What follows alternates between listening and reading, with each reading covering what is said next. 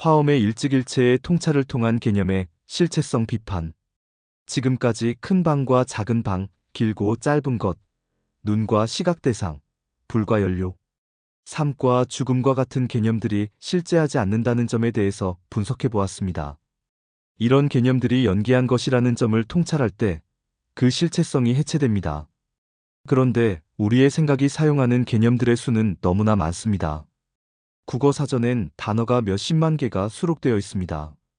그러니까 그런 단어들이 의미하는 개념 하나하나를 분석하여 논리적으로 그 실체성을 비판하려면 10년 이상 강의해야 할 겁니다. 그래서 어떤 개념이든 그 개념의 실체성을 비판하는 좀 더 쉬운 테크닉을 소개하겠습니다. 이제부터 공식을 알려주는 것입니다. 국어 사전에 실린 단어 수만큼의 개념들을 중간 논리적으로 분석하여 하나하나 허물어뜨리려면 너무나 오랜 시간이 걸리기 때문에 어떤 개념이든지 그 실체를 해체시킬 수 있는 방법을 알려드리는 겁니다. 어떤 개념이라고 하더라도 그 의미와 범위에 대해서 가만히 생각해보면 그 개념의 적용 범위가 무한히 확장됩니다. 불교 교학 가운데 화엄학의 일찍일체, 일중일체의 가르침에 근거하여 개발된 방식입니다. 우주란? 먼저 우주라는 개념을 분석해 보겠습니다. 우주가 뭘까요? 어디가 우주인가요? 저 하늘에 구름이 떠 있는 곳도 우주인가요? 물론 거기도 우주입니다. 그러면 여기 강의실도 우주에 속하나요? 우주인가 아닌가 곰곰이 생각해 보시기 바랍니다. 지구가 태양 주위를 돌고 있는데 이 강의실은 지구 위에 있기에 이 강의실 속의 모든 공간이 우주입니다. 지구의 내부도 우주이고 나의 배속도 우주이고 내 입안도 우주입니다. 그럼 우주가 어디인가요? 밤하늘의 허공만 우주가 아니라 우리 주변의 모든 곳이 다 우주입니다. 그렇지 않은가요? 이 세상에 우주 아닌 곳이 있는가요? 없습니다. 우리가 흔히 우주라고 하면 지구밖에 먼 공중을 떠올리지만 가만히 생각해 보니까 이곳도 우주입니다. 바로 우리가 우주인입니다.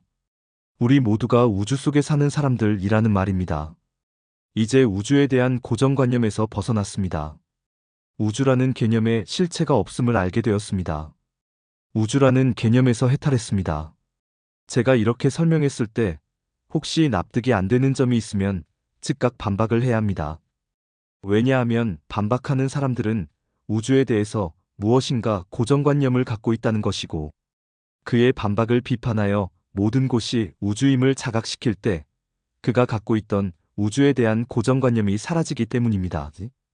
혹시 상대가 수긍하지 않으면 아득바득 싸워서라도 그의 고정관념을 해체시켜줘야 합니다.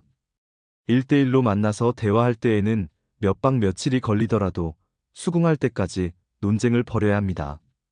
이러면서 해체를 시켜야지만 낱낱의 개념에 대한 실체성 비판을 체득할 수 있습니다. 우주가 어디인지 집요하게 추구해 보니까 세상에 우주 아닌 곳이 없다는 사실을 알게 됩니다. 모든 곳이 우주입니다. 우주가 모든 곳입니다. 우주라는 개념 하나가 일체에 적용됩니다. 일찍일체입니다. 시계란? 그 다음으로 시계의 정체에 대해 묻겠습니다. 뭐가 시계일까요? 시계에 대한 정의를 내려보시기 바랍니다. 저기 보이는 벽시계엔 시침과 분침이 있습니다. 그러면 이렇게 시침, 분침, 초침과 같은 바늘이 있어야 시계인가요? 바늘이 없는 시계도 있나요? 그렇습니다. 디지털 시계처럼 숫자만 변하는 시계도 있습니다. 그럼 1, 2, 32까지 숫자가 적혀 있어야 시계인가요? 아닙니다. 모래시계도 있습니다. 그러면 시계가 뭘까요? 해나 달도 시계인가요? 당연히 그렇습니다. 해나 달이 하늘에 떠 있는 위치를 보면 시간을 짐작할 수 있습니다. 별도 시계인가요? 그렇습니다.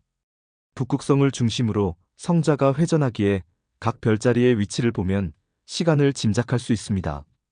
나무도 시계인가요? 나무를 잘라보면 나이테가 있습니다. 나이테가 시간을 나타내기에 이 역시 시계라고 말할 수 있습니다. 이렇게 시간을 나타내는 것이 시계라고 한다면 몇 시, 몇 분, 몇 초까지 정확히 나타내야 시계일까요? 시간이 약간 틀려도 시계인가요? 몇 시, 몇 분, 몇 초까지 정확하지 않으면 시계가 아니다. 라는 규정이 있나요? 그런 규정은 없습니다. 그러면 오차의 범위가 어느 정도 되어야 시계인가요? 그런 규정 역시 없습니다. 또 물고기도 시계인가요? 물고기의 비늘을 떼어보면 나무의 나이테와 같은 결이 있습니다. 겨울에는 성장이 더디기에 색깔이 진하고 여름에는 성장이 빠르기에 넓어지고 해서 결이 생기는데 그 결의 수를 세면 물고기 나이가 몇인지 알 수 있습니다. 그럼 저도 시계인가요? 제 나이는 역시 시간을 나타내기에 시계라고 볼 수 있습니다. 모든 사람이 다 시계입니다. 이분은 63세, 저분은 25세 등 모두 살아온 시간을 나타내는 시계입니다. 그렇지 않은가요? 또 이 건물도 시계인가요? 이 건물이 어제 새로 지은 건물인가요? 아니면 이 건물은 3000년 전에 지은 것인가? 둘 다 틀립니다. 그럼 이 건물은 어제보다 이전, 3000년 전보다 이후에 지어진 것입니다. 이 건물의 나이가 나온 겁니다. 이런 나이는 너무 범위가 넓기에 부정확한가요? 아닙니다. 억겁 우주의 세월에 비교하면 이 건물의 나이를 굉장히 정확하게 맞춘 것입니다. 그렇지 않은가요? 이 정도 예를 들었으면 이제 주위의 시계 아닌 것을 찾아보시기 바랍니다. 단 하나도 없습니다. 천장, 형광 등 모든 것이 다 시간을 나타내는 시계입니다. 그러니까 시계가 뭐냐? 고 물을 때 얼핏 생각하면 벽시계, 손목시계, 탁상시계 등만 떠올랐는데 막상 곰곰이 생각해보니까 세상 만사가 다 시계다 라는 결론에 도달합니다. 이렇게 되어버리는 것입니다. 시계라는 개념의 테두리가 무너져서 모든 것이 시계라는 사실을 자각하게 됩니다. 시계라는 개념 하나가 일체에 적용됩니다. 일직일체입니다. 욕심이란? 다른 개념 한 가지를 더 분석해 보겠습니다. 우주나 시계는 눈에 보이는 것입니다. 이번에는 눈에 보이지 않는 것의 정체를 추구해 보겠습니다. 욕심이 뭘까요? 맛있는 음식을 먹고 싶은 게 욕심입니다. 돈 많이 벌고 싶은 것도 욕심입니다. 중고등학교 때 시험에서 1등하고 싶은 것도 욕심입니다. 이름을 날리고 싶은 것도 욕심입니다. 그러면 남에게 많이 베풀고 싶은 것도 욕심인가요? 그렇습니다. 슈바이처 박사가 반평생을 아프리카에서 의료봉사 활동을 하면서 살았는데 왜 그랬을까요? 하고 싶으니까 그랬겠죠. 이것도 욕심입니다. 물론 좋은 욕심입니다. 여러분이 공사상에 대해서 공부할 때 조심할 점이 있습니다. 공성의 통찰에는 윤리, 도덕이 없습니다. 그러니까 공성의 통찰에서 선이나 악을 판단하면 안 됩니다. 인간의 도덕적 기본이 안 된 악인들이 중간악을 공부하면 강력한 악행을 할 수 있습니다. 왜 그럴까요? 생각에서 고정관념이 사라지기에 아주 강력한 악을 저지를 수 있습니다. 그래서 티베트 불교에서는 불교 수행의 길에서 기본적인 감성 훈련을 다 마치고 나서 끝에 가서 중간악을 공부합니다. 감성적으로 기본이 된 사람들이 현교의 마지막에 생각을 열 때 공부하는 것이 중간악입니다. 중간악이나 공사상에는 선악 판단이 안 들어가 있다는 점을 명심해야 합니다.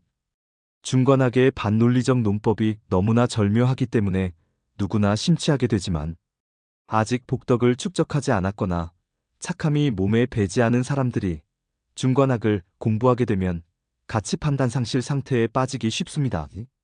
티베트 불교에서 출현한 크레이지, 라마, 동아시아에서 가끔 나타나는 막행막식하는 스님들은 모두 공을 오해하고 공에 집착한 분들이라고 볼 수 있습니다. 티벳이나 동아시아에서 이런 분들이 생긴 이유는 티벳의 밀교와 동아시아의 선불교의 수행법이 유사하기 때문입니다. 감성 정화 없이 관념만 깨버리기 때문입니다. 슈바이처 박사가 아프리카에서 열심히 봉사한 것 역시 그분의 욕심이라고 통찰할 때 혹시 오해가 있을까봐 말이 길어졌습니다.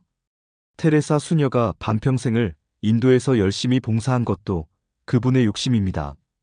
기독교의 창시자 예수님이 3년 동안 그렇게 설교를 하고 다니신 것도 그분 욕심입니다. 부처님이 보리수 밑에 앉아서 목숨을 걸고 수행하신 것도 그분 욕심입니다. 그렇지 않은가요? 또 이 영상을 통해 중간학 공부를 하는 것도 욕심입니다. 물론 듣기 싫어라고 생각하면서 안 듣는 것도 욕심입니다. 또 걸어가는 것도 욕심이고 멈추는 것도 욕심입니다. 그러니까 하루 종일 욕심이 작용하지 않을 때가 없습니다. 욕심이 뭐냐? 로 물을 때 곰곰이 생각해보면 우리의 일거수일투족에 욕심 아닌 것이 없습니다. 욕심 역시 그 개념에 테두리가 없습니다. 모든 것이 욕심입니다. 욕심이 모든 것입니다. 일찍일체입니다.